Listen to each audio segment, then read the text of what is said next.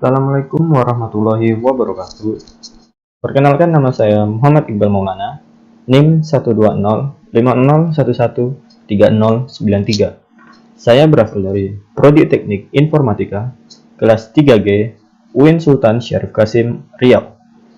Baik, di video kali ini saya akan membuat video tentang proses normalisasi dari 1NF, 2NF, 3NF dari sebuah kasus, yaitu kasus struk penjualan toko alat tulis sampai hasil normalisasinya dalam IRD. Baik, pertama-tama kita harus mengetahui apa itu normalisasi.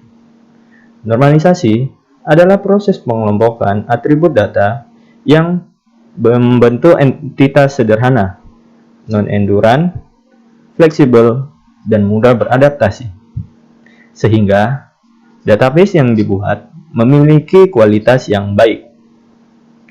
Lalu selanjutnya, apa tujuan dari proses normalisasi ini? Tujuannya adalah yang pertama, menghilangkan dan mengurangi redundansi data. Yang kedua, memastikan dependensi data atau data berada di tabel yang tepat.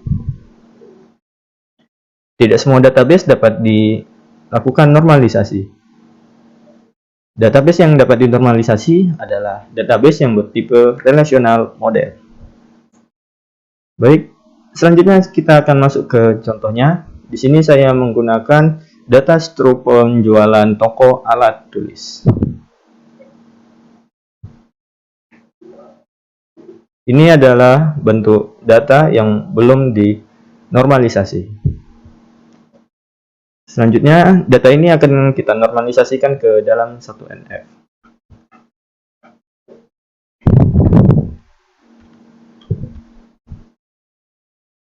Apa itu 1NF?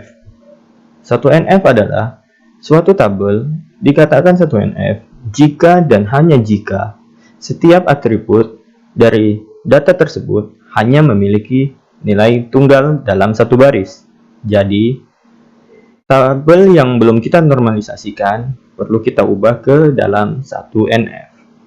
Baik, langsung saja kita buat tabel hasil normalisasi 1NF. Di sini berisi kode faktur, tanggal, kode barang, nama barang, harga, dan quantity. Langsung kita salin saja.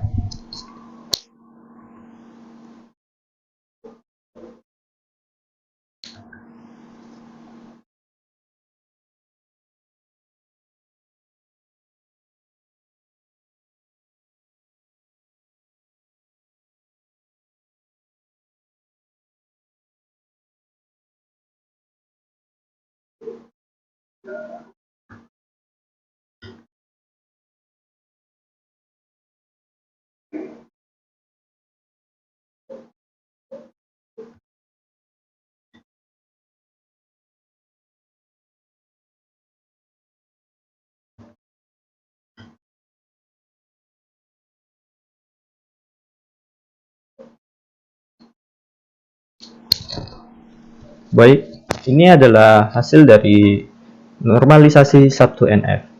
Inti dari normalisasi 1NF ini adalah agar tidak terjadi grouping data.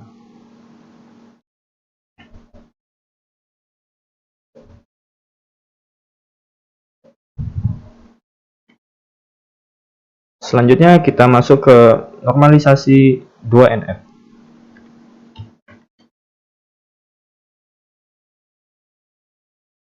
Syarat dari normalisasi 2NF adalah tidak diperkenankannya adanya partial functional dependence kepada primary key dalam sebuah tabel. Apa itu partial functional dependency? Maksudnya adalah setiap atribut yang bukan atau non-key tergantung secara fungsional terhadap primary key. Intinya adalah tabel harus dipecah berdasarkan primary key-nya. Baik, langsung saja kita buat tabel hasil normalisasi 2NF. Yang pertama yaitu berisi kode barang, nama barang, dan harga. Langsung saja kita salin lagi.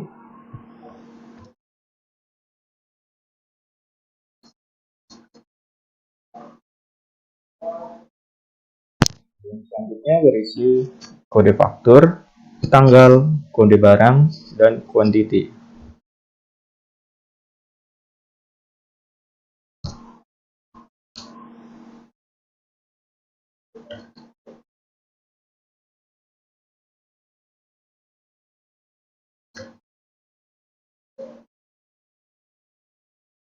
Baik, ini adalah hasil tabel normalisasi 2NF. Selanjutnya kita masuk ke dalam 3NF.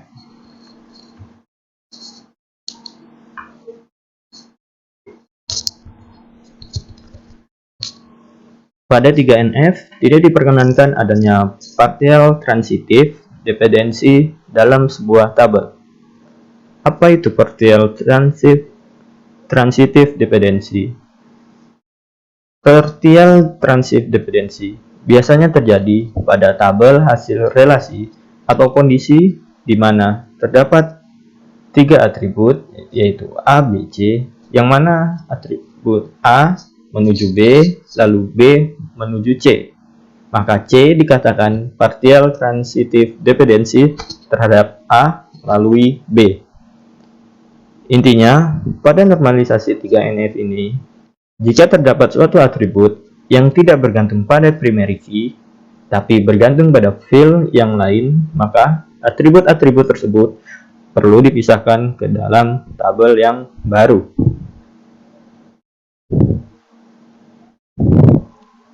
Contohnya di sini adalah tabel quantity. Tabel quantity ini tidak bergantung secara langsung pada primary key-nya, yaitu kode faktur, melainkan bergantung pada kolom kode barang.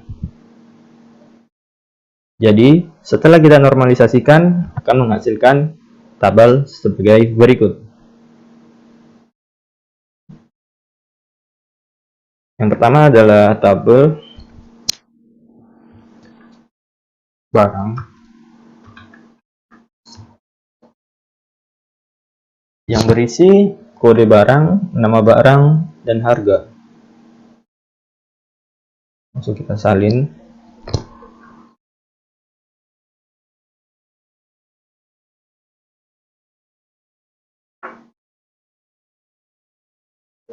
Tabel selanjutnya yaitu tabel detail barang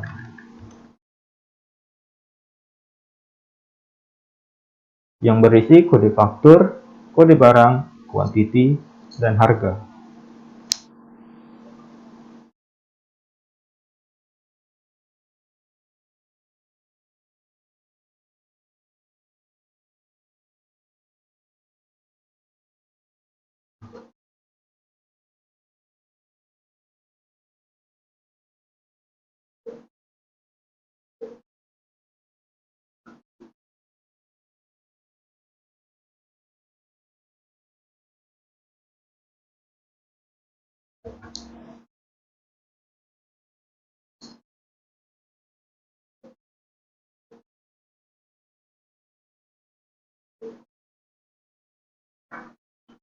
Selanjutnya, tabel ketiga yaitu tabel transaksi.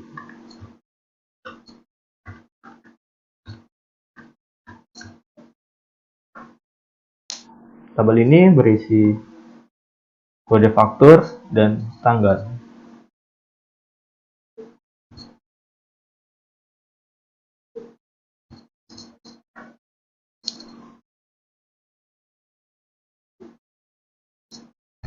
Baik, ini adalah hasil normalisasi 3NF. Dari ketiga gambar tabel ini, dapat dilihat pada tahap normalisasi 3NF menghasilkan tabel baru dari hasil pemecahan tabel transaksi, yaitu tabel detail barang, yang isinya menampung barang-barang yang dibeli. Lalu, kenapa pada tabel detail barang terdapat kolom harga? Lagi, karena kolom harga pada tabel detail barang digunakan untuk menyimpan harga barang pada saat proses transaksi. Jadi, misalkan kolom harga pada tabel barang berubah, maka kolom harga pada tabel detail barang tidak akan ikut berubah. Baik, selanjutnya kita akan masuk ke dalam Oracle Data Modeler untuk membuat model IRD-nya.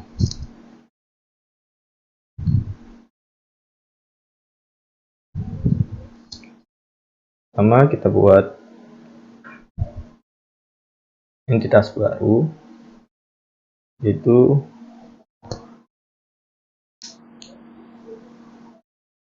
entitas tabel barang.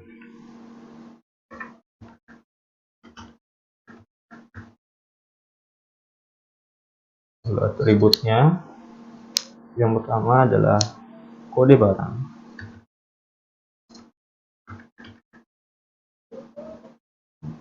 Data type-nya logical, source type-nya varchar berukuran 12 dan mandatory. Lalu selanjutnya nama barang,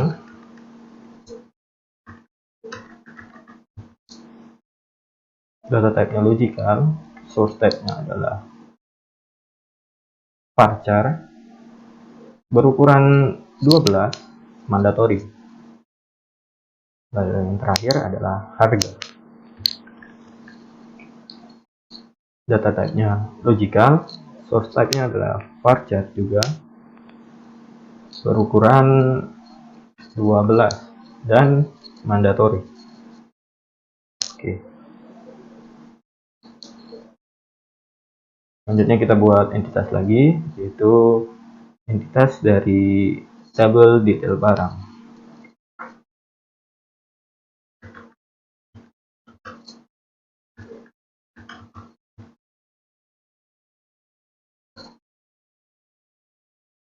Yang berisi kode faktur,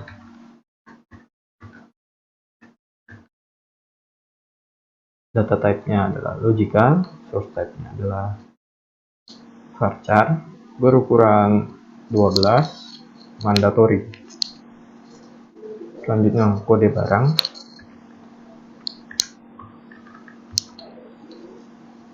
logical, source type-nya adalah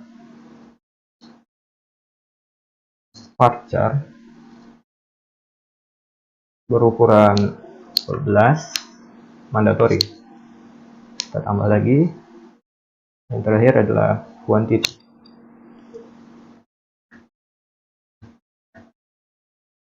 Logical, source type-nya adalah varchar berukuran 12 dan mandatory.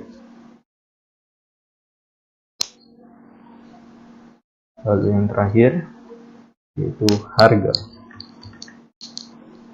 Logical, varchar berukuran 12 dan mandatory. Oke. Lalu selanjutnya kita buat entitas yang ketiga, yaitu tabel transaksi.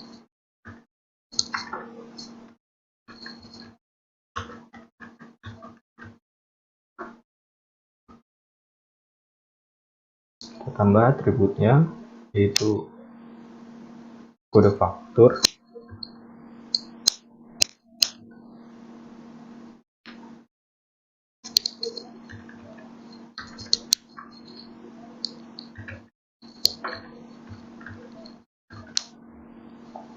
logical, source type-nya varchar berukuran 12 dan mandatory. Lalu kita tambah lagi yaitu tanggal. Data type-nya adalah logical, source type-nya di sini kita buat dia adalah date karena dia adalah merupakan tanggal, dan mandatory. Oke.